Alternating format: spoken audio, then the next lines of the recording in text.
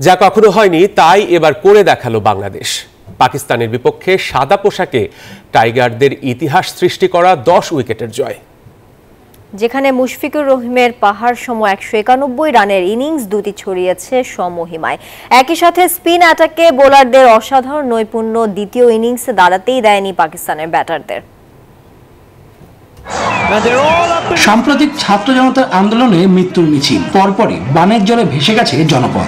এসব সংকটের মাঝে এক চিলতে রোদ্দুরের মতো হাসি হয়ে দেখা দিল পাকিস্তানের বিপক্ষে ঐতিহাসিক test Joy.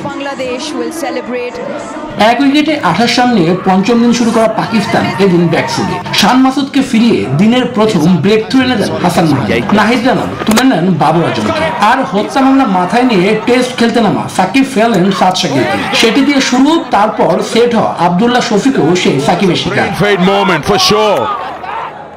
One ball to go.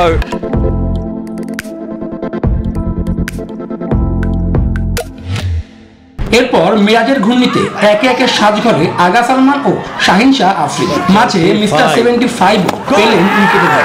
শেষ উইকেট তুলে নিলেন। তাতেই পাকিস্তানের ইনিংস গুটিয়ে যায় 146। মিরাজ 4 ও সাকিব নেন 3 উইকেট।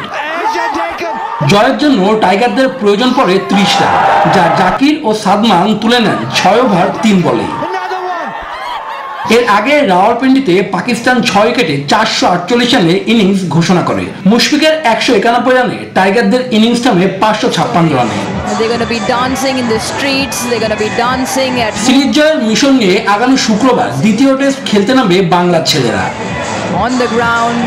শুভদেবনাথ, নিউজ 24।